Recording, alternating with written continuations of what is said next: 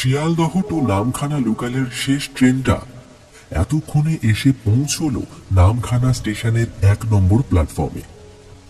বুবাই এর আগে কখনো এই রুটে যাতায়াত করেনি, তাই এই নামখানা স্টেশনে পৌঁছতে যে এত রাত হতে পারে এ বিষয়ে বিন্দু মাত্র আন্দাজ বুবাইয়ের ছিল না।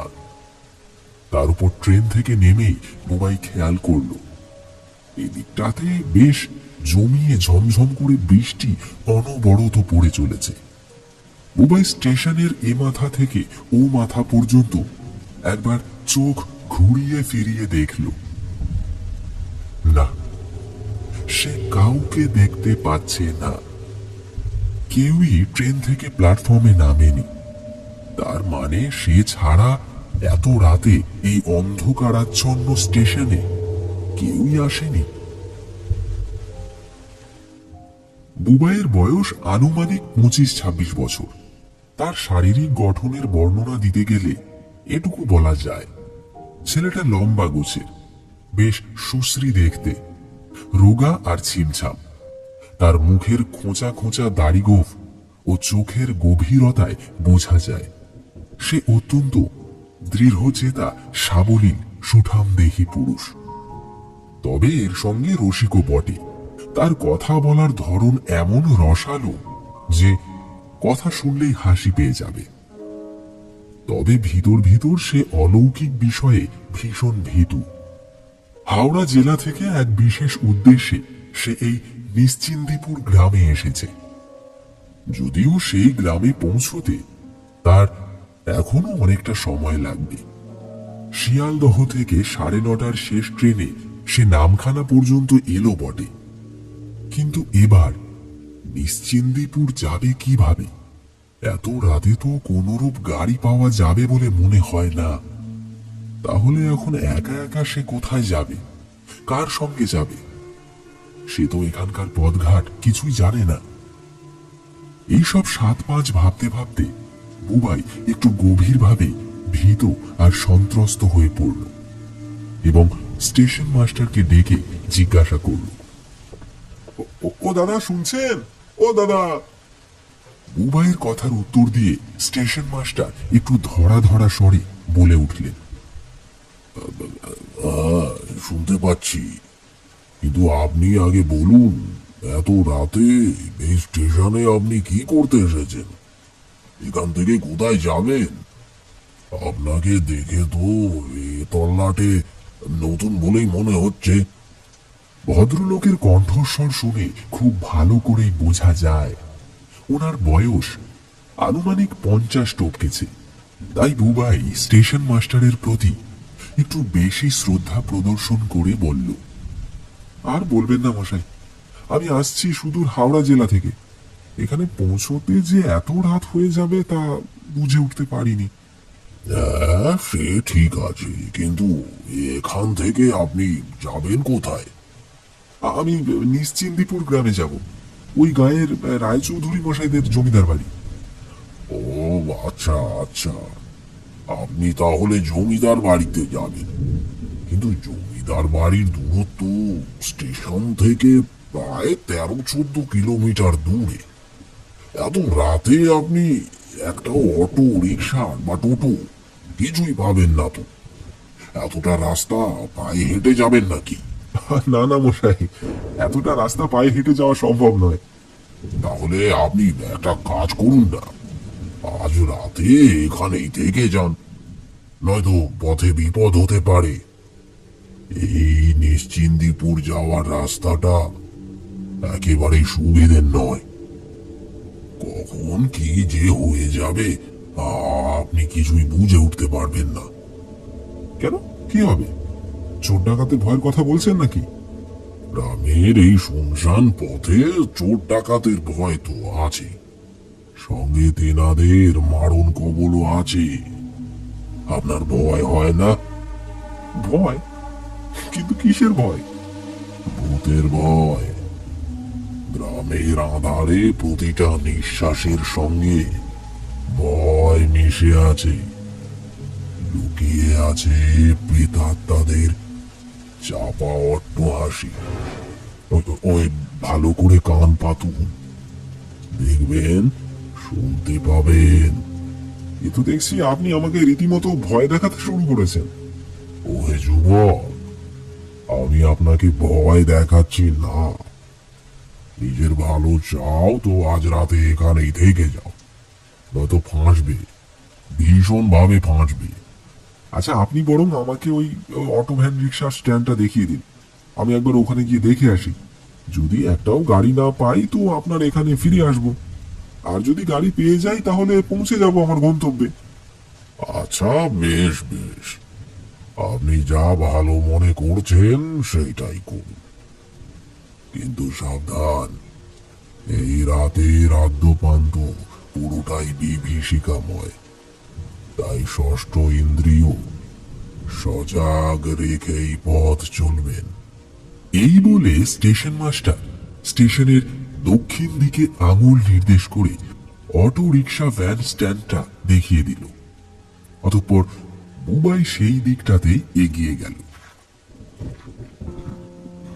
সন্ধ্যা থেকেই এই দিকটায় কেমন যেন টিপটিপে বৃষ্টি অবিরাম গতিতে ঝরেই চলেছে। প্রচন্ড উত্তাপের দাবদাহ কয়েক ঘন্টার এই বৃষ্টিতে বদলে গেছে এক স্যাঁতস্যাঁতে বর্ষাকালে। কয়েকদিন আগেই আবহাওয়া দপ্তর থেকে বিজ্ঞপ্তি জারি করা হয়েছিল, সম্ভাব্য 29শে জুন দক্ষিণবঙ্গে মৌসুমী বায়ু এবং এক টানা 5-6 ঘন্টা বৃষ্টি সঙ্গে নিয়ে দক্ষিণবঙ্গের গ্রাম্য এলাকাগুলিতে বর্ষাকাল প্রবেশ করবে। আজ তো 29 তারিখ বোধ হয়, তাই বর্ষাকাল ঢুকে পড়েছে। এমন সময় স্ট্যান্ডে পৌঁছে বুবাই দেখল স্ট্যান্ডে একটাও অটো, টোটো কিংবা রিক্সা কিছুই নেই। এবারে কিভাবে সে নিশ্চিন্তিপুরের জমিদার বাড়ি পৌঁছবে, সেই চিন্তায় খানিকক্ষণ নিশ্চল হয়ে পড়ল সে। এমন সময় সামনের ঘন কালো অন্ধকারের থেকে একটা বীভৎস দরাজ কণ্ঠ দেবদূতের মতো ভেসে এলো। কি বাবু, যাবেন নাকি? আসেন আসেন, আমার রিক্সায় আসেন, খুব তাড়াতাড়ি পৌঁছে দেব। কথাটা শুনে বুবাইয়ের যেন মরা শরীরে প্রাণ ফিরে এলো। সে মনে মনে ভীষণ খুশি হয়ে খানিকটা এগিয়ে গেল। তার প্রতিটা পদক্ষেপের সাথে সাথে অন্ধকারের গভীরতা একটু একটু করে ম্লান হতে লাগলো। অতঃপর বুবাই দেখল একটা বট গাছের গোড়ায় রাস্তার ধারে রিক্সা নিয়ে দাঁড়িয়ে আছে একজন ব্যক্তি। তার মাথা ভর্তি ঝাঁকড়া চুল, পরনে একটা ডোরা কাটা লাল লুঙ্গি, খালি গায়ে কাঁধের ওপরে একটা শতচিহ্ন গামছা পাট হয়ে পড়ে আছে। লম্বা এক হাড়া সেই রিক্সাওয়ালার চোখের মনি দুটো থেকে যেন অনর্গল ঠিকরে বেরিয়ে আসছে নীলচে একটা আলো। তাকে দেখে বুবাইয়ের শরীরটা খানিক শিউরে উঠল, কিন্তু কি আর করার, ও রিক্সায় যে তাকে যেতেই হবে, তাছাড়া যে আর উপায় নেই। বুবাই রিক্সার কাছে এগিয়ে গেল এবং রিক্সাওয়ালাকে জিজ্ঞাসা করল, তা দাদা আপনি যাবেন তো? আমি কিন্তু নিশ্চিন্দিপুরের জমিদার বাড়ি যাব। আমি তো যাব বলেই বসে আছি ভায়া।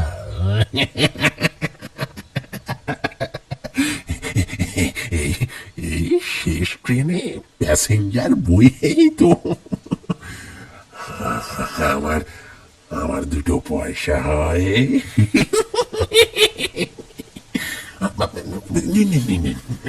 উঠুন উঠুন উঠুন, তাড়াতাড়ি রিক্সায় চেপে বসুন। ওদিকে ওদিকে যে অনেক রাত হলো। হ্যাঁ হ্যাঁ দাদা, চলুন চলুন।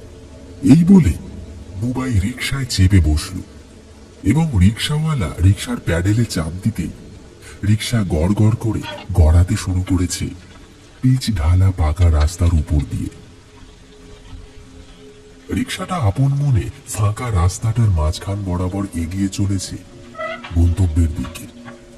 চারিদিক ঢেকে আছে ঘুটঘুটে অন্ধকারে। একটু দূরের দিকে তাকালে প্রাচীন দৈত্যাকার বনস্পতির একটা সমান্তরাল রেখা চোখে পড়ে।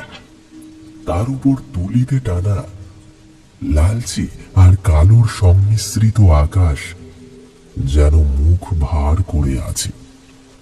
আম, জাম, কাঁঠাল, অশ্বত্থ এক এক করে সমস্ত গাছের আধার পিণ্ড পেছনে ফেলে এগিয়ে চলেছে রিক্সা। বিশ্ব চরাচর যেন নিয়ত নির্ঝুম। সেই নির্ঝুমতার দরজায় টোকা মেরে রিক্সার প্যাডেলের খটখট আওয়াজ আর রাত ফড়িংয়ের দিল্লির চিৎকার বুবাইয়ের সঙ্গে এগিয়ে চলল নিশ্চিন্দিপুরের দিকে। এতক্ষণের নীরবতা ও নিস্তব্ধতা ভেঙে দিয়ে রিক্সাওয়ালা তার কড়কড়ে কণ্ঠে বলে উঠল, বাবু, এতটা রাস্তা যেতে হবে? এই রকম চোরের মতন চুপচাপ যেতে ভালো লাগে? বলুন ভাইয়া। হ্যাঁ, আপনি ঠিকই বলেছেন। এতটা সময় একেবারে চুপচাপ করে থাকাটাই কষ্টকর। তার চেয়ে আপনি বরং ওই গায়ের ব্যাপারে একটা গল্প শোনান না। গল্পে গল্পে আমরা ঠিক পৌঁছে যাব। এতটা দূরত্ব তখন মালুমই হবে না। সে নয় ভাইয়া, তোমাকে একটা গল্প শোনাচ্ছি, কিন্তু কিন্তু তার আগে বলো, এত রাতে তুমি কোথা থেকে আসছো ওই গ্রামে? হ্যাঁ, আর বলবেন না দাদা, আগামীকাল আমি জীবনের প্রথম এসএসসি পরীক্ষা দেব। তো পরীক্ষার সিট পড়েছে এই নিশ্চিন্দিপুর গাঁয়ের নিশ্চিন্দিপুর উচ্চ বিদ্যালয়। তাই আমার মায়ের কাকার শ্বশুর বাড়ি, মানে ওই জমিদার বাড়িতে আমি যাচ্ছি। তবে যাই বলেন, গ্রামগঞ্জে এরকম দুঃসম্পর্কের আত্মীয় থাকা কিন্তু ভীষণ সুবিধের, তাই নয় কি? হ্যাঁ ভাইয়া, সে যা বলেছ। তবে তবে এসএসসি পরীক্ষাটার মানে কি হে ভাইয়া? স্কুল সার্ভিস কমিশন, মানে ওই ধরো স্কুলের শিক্ষক হতে গেলে যে পরীক্ষা দিতে হয় তাই। আচ্ছা আচ্ছা। এমন সময় ঝড়ের দাপটে রাস্তার উপর ভেঙে পড়া কদম গাছের একটা ছোট ডালে রিকশার প্যাডেলটা আটকে যাওয়ায় হঠাৎ করে বুবাইয়ের চোখ চলে যায় প্যাডেলের দিকে, এবং তৎক্ষণাৎ সে যা দেখে তা দেখে তার সারা শরীরে হিম শীতলতার একটা ঢেউ বয়ে যায়। কি আশ্চর্য! রিক্সাওয়ালার পা দুটো কেমন যেন উল্টো। যেখানে থাকার কথা 5টা আঙুল, সেখানেই যেন তার গোড়ালির অবস্থান, এবং ঠিক গোড়ালি থাকার জায়গায় পরপর 5টা আঙুল জোকের মতন কিলবিল করছে। পা দুটো থেকে কাঁচা রক্ত গড়িয়ে নামছে নিচের দিকে। একটা ভ্যাপসা মরা পচা গন্ধে যেন চারিদিকের বাতাস ভরিয়ে তুলছে। বুবাই কাঁপা কাঁপা কণ্ঠে জিজ্ঞাসা করল, আপনার পায়ে কি হয়েছে? পা দুটো এমন উল্টে গেছে কেন? রিক্সাওয়ালা নরম সুরে উত্তর দিল, এই ঝড় বাদলের রাতে আমার এই পায়ের উপর গাছের ডাল ভেঙে পড়েছে ভায়া। তাই পা দুটো ভেঙে উল্টে গেছে। ওই রক্ত ঝরে পড়ছে সেই কারণে। তুমি ভয় পেও না, আমার এসবে তেমন কিছু হয় না। রিক্সাওয়ালার এমন কথা শুনে বুবাই খানিকটা অপ্রস্তুত করা এক পরিস্থিতির শিকার হলো, কিন্তু এটা নিয়ে আর বেশি মাথা ঘামানো উচিত নয় মনে করে সে চুপ করে গেল। আবার রিক্সা চলতে শুরু করেছে। এতক্ষণে মাথার উপরের আকাশটায় ফুটে উঠেছে কয়েকটা তারা। মৃদু মন্দ বাতাস বইছে দক্ষিণ দিক থেকে। রাস্তার দুদিকের ছোট বড় গাছপালাগুলো মাথা দুলিয়ে দুলিয়ে বুবাইকে যেন নিশ্চিন্দিপুর গ্রামে স্বাগত জানাচ্ছে। বুবাই হাতের ঘড়িটার দিকে তাকিয়ে দেখল রাত 1টা বাজে। এত রাতে দুঃসম্পর্কের আত্মীয়ের বাড়িতে গিয়ে সমুচিত সমাদর পাবে, নাকি তারা কোনো রকম ভাবে দায় সারানোর মতন করে তাকে থাকতে দেবে এবং কিছু খেতে দিয়েই খালাস হয়ে যাবে? এসব নিয়ে বুবাই মাথা না ঘামিয়ে ভাবতে থাকলো, কাল সে পরীক্ষাটা ঠিকঠাক দিতে পারবে তো? এমন সময় আবার সেই বিকট বিভৎস সুরে রিক্সাওয়ালা বলে উঠল, ও ভায়া, তুমি এই গাঁয়ের গল্প শুনতে চাইছিলে না? হ্যাঁ, শুনতে চাইছিলাম তো, বলুন শুনি। আচ্ছা, তবে বলি শোনো, এই গল্প এই গাঁয়েরই এক পরিবারের গল্প। তবে এই ঘটনা বহুদিন আগের ঘটনা। তুমি যেই জমিদার বাড়িতে যাচ্ছ, ওই জমিদার বাড়ির বড় ছেলে সূর্য নারায়ণ রায় চৌধুরী একদিন তলে তলে জানতে পেরে গেছিল যে তার বোন পরমা সুন্দরী ভালোবাসে তাদেরই বাড়ির চাকুরির ছেলে অবিনাশ হালদারকে। একদিন সন্ধ্যাবেলায় পরমা জমিদার বাড়ির দক্ষিণের বড় আম গাছটার আড়ালে দাঁড়িয়ে দাঁড়িয়ে অবিনাশের সাথে গল্প করছিল। তখন 20-21 বছর বয়সী অবিনাশ একটু ভীত হয়ে কাঁপা কাঁপা গলায় বলল, পরমা, তুমি আমার ব্যাপারটা বোঝার চেষ্টা করো। আমি যে তোমাদের বাড়ির চাকর রঘুনাথের ছেলে। আমার সাথে তুমি পালিয়ে বিয়ে করলে তোমার বাবা দাদা আমাকে যে মেরে ফেলবে, সাথে সাথে তোমাকে ওরা একেবারে শেষ করে ফেলবে। আমি জেনে বুঝে তোমার এমন ক্ষতি হতে দিতে পারি না পরমা। তখন পরমা অবিনাশের কথায় কেঁদে ফেলে এবং কাঁদতে কাঁদতে বলে, অবিনাশ, আমি শুধু তোমাকেই চাই অবিনাশ। তুমি ছাড়া আমি অন্য কারোর, এমনটা ভাবলেই আমার চোখে জল চলে আসে। জানি না আমার ভবিষ্যৎ কেমন হবে, আদৌ বাঁচবো নাকি মরবো, কিন্তু বিয়ে যদি করতেই হয় তো তোমাকেই করব আমি। এই বলে পরমা ছুটে চলে যায় জমিদার বাড়ির অন্দরমহলে। তখন জমিদার ছিল, জমিদারই ছিল, কিন্তু আজ জমিদার বাড়ির নামটাই আছে। পুরাতন ঐতিহ্য আর নেই, সবটা মুছে গেছে কালের অভিশাপে। সে এক ভয়াল ভয়ঙ্কর দম আটকে আসা ঘটনা। একদিন রাতে জমিদার তনয় সূর্য নারায়ণ ডেকে পাঠায় তার পেয়ারের কয়েকজন পালোয়ানদের এবং সোফায় বসে গড়গড়ায় টান মারতে মারতে তাদেরকে জানিয়ে দিয়ে বলে, ওই দিলু বিলু সোঁটা, তোরা সব এদিকে শোন, তোদের সাথে কয়েকটা কথা বলি। তিনজনে একসাথে বলল, বাবু বলেন, আপনার সেবায় আমরা কি করতে পারি? বেশি কিছু করতে হবে না, একটা ছোট্ট কাজ করে দিলেই হবে। কি কাজ বাবু? আমার ছোট বোন পরমা সুন্দরীর কাছাকাছি যদি তোরা কেউ অবিনাশকে দেখতে পাস, তাহলে ওর হাত পা ভেঙে একদম খোঁড়া করে রেখে দিবি। আচ্ছা বাবু, তাই হবে।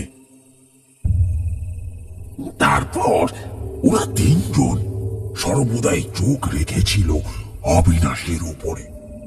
অতঃপর একদিন বিকেলে জমিদার বাড়ির বাগানের দিকটায় পড়ন্ত আলোয় পরমা আর অবিনাশের কথোপকথন চলাকালীন অবিনাশ তাদের চোখে ধরা পড়ে যায়।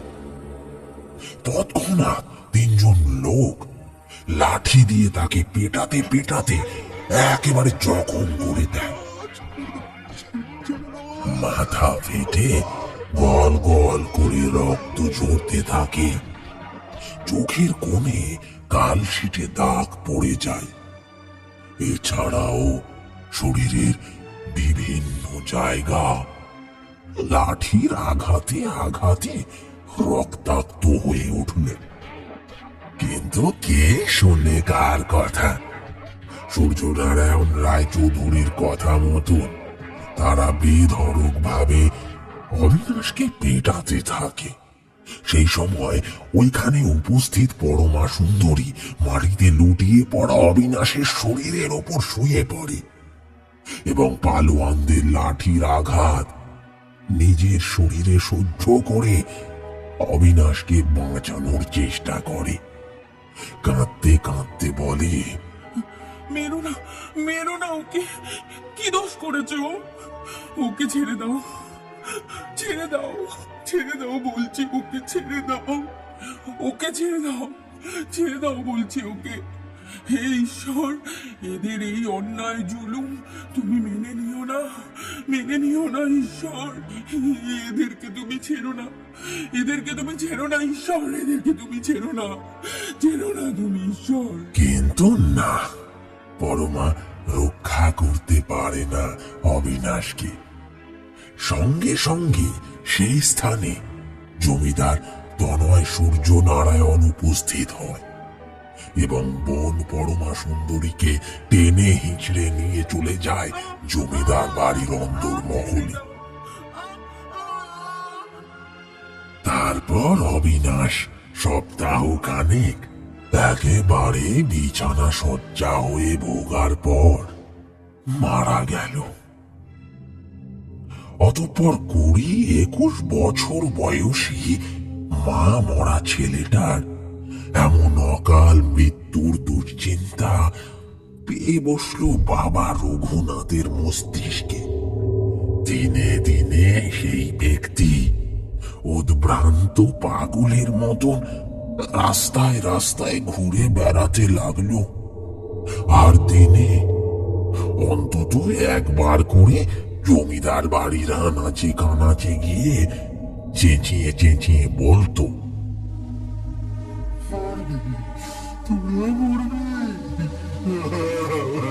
আমার বুকের জ্বলন্ত চিতা তোদের মুখেও জ্বলবে, খুব শিগগিরই জ্বলবে, মরবি তোরা, মরবি মরবি মরবি তোরা, তোরা মরবি, কারো রেহাই নেই, তোদের তোদের কারো রেহাই নেই। তারপর কয়েক সপ্তাহ যেতে না যেতেই ঘটে গেল আরো এক অদ্ভুত ঘটনা। কথাটা বলে রিক্সাওয়ালা তার মুন্ডুটা হঠাৎ করে পুতুল নাচের তারের পুতুলের মতোই একবার ঘুরিয়ে পাক খেয়ে পেছনের দিকটায় বুবাইয়ের চোখে চোখ রাখল। ও হে ভায়া, গল্প শুনতে শুনতে ঘুমিয়ে গেলেন না তো? দৃশ্যটা দেখা মাত্রই বুবাই একটু থতমত খেয়ে হকচকিয়ে সোজা হয়ে বসল। হ্যাঁ, সত্যি বুবাই গল্প শুনতে শুনতে খানিকটা গল্পের ঘোরের মধ্যে হারিয়ে গেছিল, তবে ঠিক ঘুমিয়ে পড়েনি। কিন্তু বুবাই এক্ষুনি যা দেখল তা দেখার পর সে আর নিজের চোখকে বিশ্বাস করতে পারছে না। তবে কি রিক্সাওয়ালার ঘাড়ের ডুগি ভাঙা, মুন্ডুটা একেবারে পেছন দিকে নিশাচর পেঁচার মতন ঘুরে যায়? এসব কথা ভেবে বুবাইয়ের চোখ ছানা বড়া হয়ে গেছে।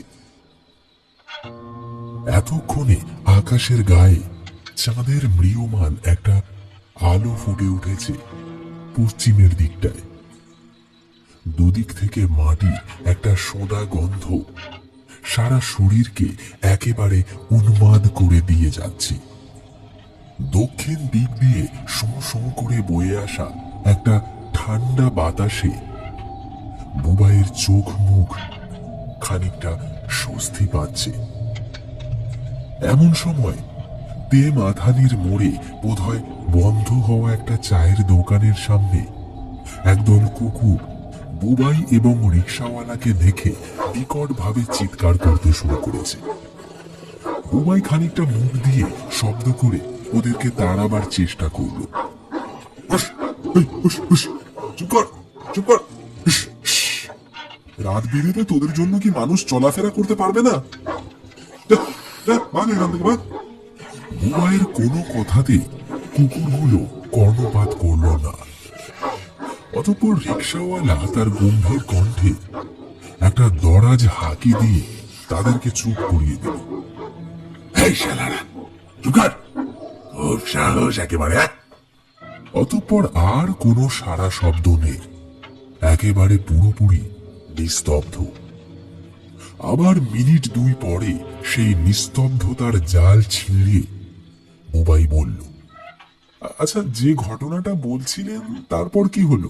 অবিনাশের বাবা রঘুনাথ পাগল হয়ে যাবার পর ঠিক কি ঘটল?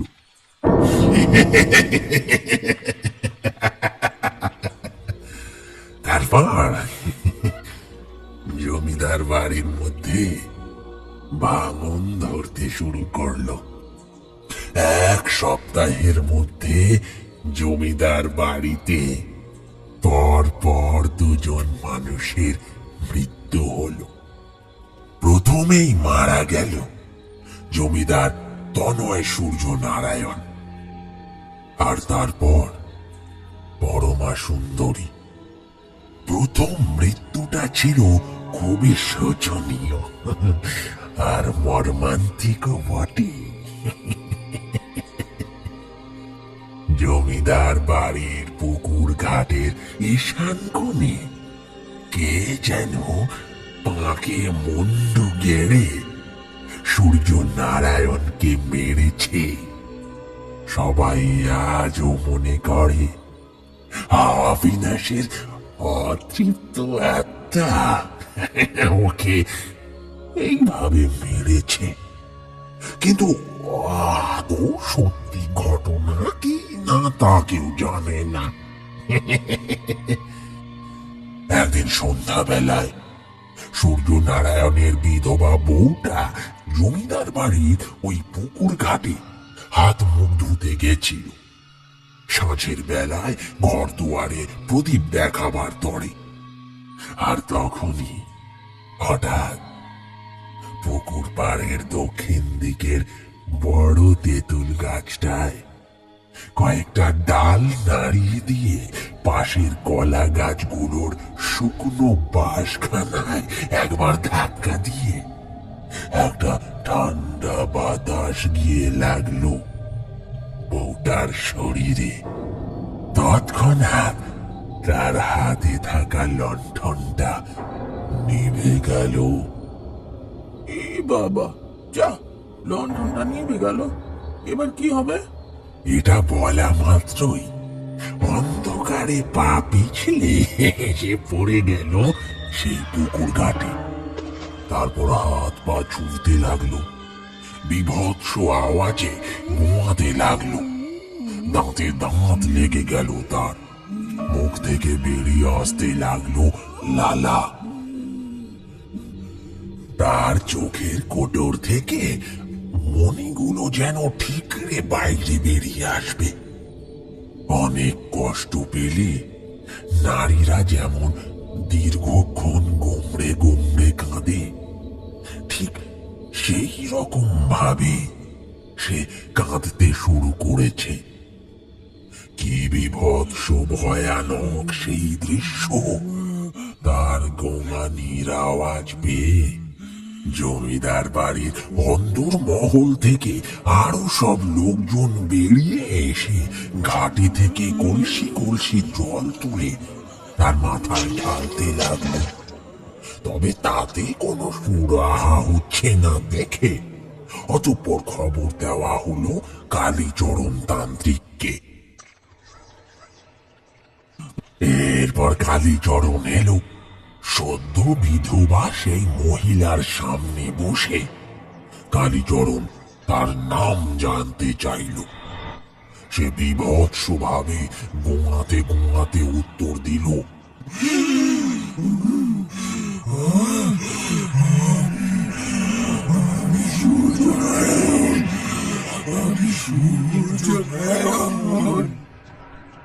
কালীচরণ তার সামনে বিড় করে কয়েকটা গুহ মন্ত্র আওড়াতে লাগলো।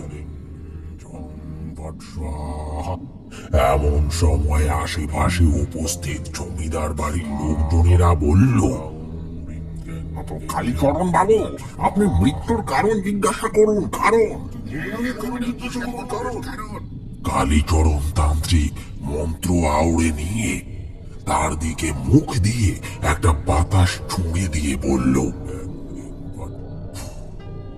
বল বল তোর মৃত্যুর কারণ কি? বিভৎস এক গোঙানির সাথে সাথে একটা দরাজ কণ্ঠে সে বলল,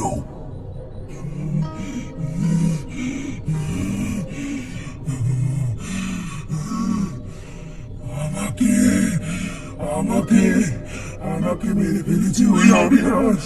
আমাকে আমাকে আমাকে মেরে ফেলেছে ওই অবিনাশ। আমাকে মেরে ফেলেছে ওই অবিনাশ। নারী নয়, পুরুষ নয়, যেন এক মিশ্র এবং কি ভয়ানক বিভৎস সেই গলার আওয়াজ। তার মুখের উত্তর শুনে সবাই অবাক হলো। একজন মৃত মানুষ কিভাবে একজনকে খুন করতে পারে? তবে সত্যি ঘটনা তো হচ্ছে এটাই যে পরমা সুন্দরীর মধ্যে অবিনাশের প্রেতাত্মা বর করেছিল এবং ভোর রাতে পরমা সুন্দরীর হাত দিয়ে জমিদারের বড় ছেলে সূর্যনারায়ণকে খুন করেছে অবিনাশ। তারপর এই ঘটনাটা ধামাচাপা পড়ে গেল। অতঃপর প্রেমিকের চিন্তায় মগ্ন থাকতে থাকতে একটা সময় পরমা সুন্দরী ও গলায় দড়ি দিয়ে আত্মহত্যা করে মরল। এতক্ষণ পর বুবাই বলে উঠল, দাদা, আপনি আমাকে যে গল্পটা শোনালেন তাতে করে আমার মনটা কেমন যেন ভারাক্রান্ত হয়ে গেল। তবে সঙ্গে সঙ্গে কেমন যেন ভয় ভয়ও লাগছে। না না না না, ভয় পাওয়ার কিছু নেই তো। তাছাড়া ভায়া, তোমার সঙ্গে তো আমি আছি। খামোখাই এত ভয় পাচ্ছ কেন? বুবাই আবার বলে উঠল, ওহে রিক্সাওয়ালা দাদা, নিশ্চিন্দিপুর জমিদার বাড়ি আর কতটা রাস্তা বাকি? না না না না না, আর বেশি বাকি নেই হে ভায়া, এই এসেই পড়েছি। এই বলে আবার সব চুপচাপ হয়ে গেল। রিক্সাটা চলতে চলতে সামনের একটা অন্ধকার জায়গায় গিয়ে দাঁড়ালো। তারপর বুবাই লক্ষ্য করল রিক্সাটা যেখানে থেমেছে তার আশেপাশে কোনো ঘর বাড়ি নেই। মেইন রাস্তার সাথে যুক্ত কোনো উপরাস্তাও নেই। ও দাদা, এখানে আবার রিক্সা দাঁড় করালে কেন? একটু অপেক্ষা করো, বুঝতে পারবে কেন দাঁড় করিয়েছি। এমন সময় বুবাই দেখল সামনে দাঁড়িয়ে থাকা বিশাল আকার অন্ধকারের টিলা থেকে নিকষ কালো তমসার বুক ছিঁড়ে বেরিয়ে আসছে এক রূপবতী নারী। যেন কোনো এক অজানা মন্ত্র বলে মধ্যযুগীয় রোম্যান্স সাহিত্যের মতো অন্ধকারের গর্ভ থেকে সবেমাত্র জন্ম হয়েছে তার। তার চোখ দুটো রাতের অন্ধকারে যেন কুকুরের মতন জ্বলছে। চুলগুলো জীবন্ত সাপের মতো অগোছালো হয়ে ছড়িয়ে ছিটিয়ে আছে চোখে মুখের উপর। কখনো আবার তা বাতাস পেলে অভাবনীয়ভাবে উড়ছে। তারপর সেই অন্ধকার টিলা থেকে নেমে গট গট করে হেঁটে এসে সেই মহিলা রিকশায় উঠে বসল বুবাইয়ের পাশে। তারপর মহিলা বলল, কি গো, আসতে এত দেরি হলো যে? আর বলো না, এই যে ভায়াকে স্টেশনে পেয়ে গেলুম, গাড়ির জন্য অপেক্ষা করছিল। আমি ভাবলাম নিয়ে যাই, সেই যখন নিশ্চিন্দিপুরের দিকটাতেই যাব। এতক্ষণে হাড় হিম করা একটা ভয়ে বুবাইয়ের শরীরের সবকটা হাড় যেন বরফের চূড়ান্ত ঠান্ডায় জমে গেছে। বুবাই মনে মনে ভাবছে, লাল শাড়ি পরিহিতা এই মহিলা কে, যে এই রাত বেড়েতে এক তাল অন্ধকারের বুক চিড়ে বেরিয়ে এসে রিকশায় চেপে বসেছে। কিন্তু রিকশাওয়ালার সঙ্গে ওনার কথাবার্তা শুনে তো মনে হচ্ছে দুজনেই পূর্ব পরিচিত। কি জিজ্ঞাসা করবে কি করবে না, এইসব নানান ৭-১৭ চিন্তা করতে করতে বুবাইয়ের হৃদস্পন্দন যেন অনেকটা বেড়ে গেল। একটা আতঙ্কে একেবারে চুপচাপ হয়ে গেছে সে। তার এই ভাবভঙ্গি দেখে রমণীর যেন খুব মায়া হলো। সে বলল, তোমার রিক্সার যাত্রী আমাকে দেখে বোধহয় ভয় পেয়েছে। বেচারা চোখ মুখ একেবারে সাদা হয়ে গেছে। এতক্ষণে মুখে একটা নকল হাসি দিয়ে বুবাই বলল, না না না, ভয় পাবো কেন? মানুষকে দেখে ভয় কি আছে? কিন্তু আপনি ওইভাবে অন্ধকার থেকে হঠাৎ কেমন করে বেরিয়ে এলেন? ওখানে তো কোনো ঘরদোর নেই, একটা বড় দেবদারু গাছ দাঁড়িয়েছিল। আপনি ওই গাছের উপরেই থাকেন নাকি? সেই রমণীও হাসতে হাসতে উত্তর দিল, হ্যাঁ রে ভাই, আমার গাছের উপরেই ঘর, আমি ওখানেই থাকি। বুবাই খানিকটা নিজের মনে মনেই বলল, ভালো রকমের দুজন পাগলের পাল্লায় পড়লাম তো দেখছি। এই বলে মুখ বন্ধ করে কোনো রকমে সে বসে রইল। বুবাইয়ের পাশে বসা মহিলার শরীর থেকে একটা চাপা বস্তা পুরনো গন্ধ বুবাইয়ের নাকে লাগছে, কিন্তু সে কিছু বলতে পারছে না। অতঃপর রিকশাওয়ালা একটা মোড়ে রিকশাটা দাঁড় করিয়ে দিয়ে বলল, ওহে ভায়া, এসে গেছে তোমার গন্তব্যে। ওই যে নিশ্চিন্দিপুর, ওই যে আলোটা দেখতে পাচ্ছ, ওটাই জমিদার বাড়ি। বুবাই রিকশাওয়ালাকে ধন্যবাদ জানিয়ে বলল, দাদা আপনাকে অশেষ ধন্যবাদ এত রাতে আমাকে এখানে পৌঁছে দেওয়ার জন্য। আর হ্যাঁ, এবার বলুন আপনার ভাড়া কত দেব? একটা বিকট বিভৎস হাসি দিয়ে রিকশাওয়ালা বলল,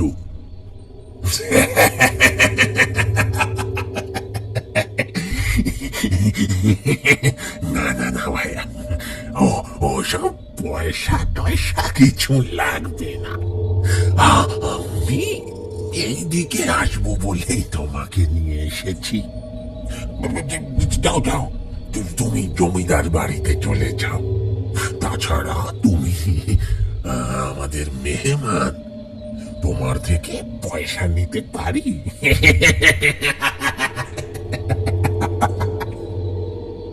আমি তোমাদের মেহমান মানে? কি রকমের মেহমান দাদা? গো পরমা, তুমি বলো, এ ভাই আজ কিছুই বোঝে না। রিকশায় বসে থাকা মহিলাটা বলল, তুমি বলে দাও। রিকশাওয়ালা বলল, ওই ভায়া, ওই যে রিকশায় বসে আছে, ও যে আমার জীবন সঙ্গী, ওই যে আমার স্ত্রী, পরমা সুন্দরী, এবং আমি ওর স্বামী অবিনাশ।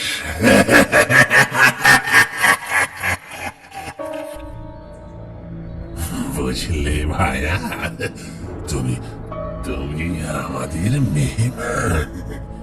যাও, চলে যাও। সেই কথা শোনা মাত্রই দিক বিদিক জ্ঞান শূন্য হয়ে মাটিতে লুটিয়ে পড়ল বুবাই।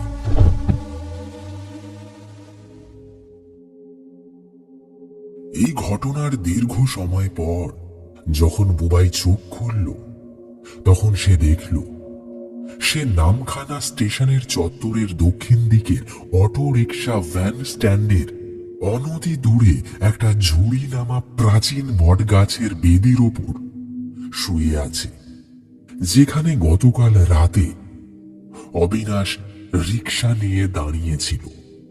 তারপর সকালে অটো চেপে সে জমিদার বাড়িতে গিয়ে পৌঁছয় এবং শেষ পর্যন্ত তার আর সে বছর এসএসসি পরীক্ষা দেওয়া হয়নি।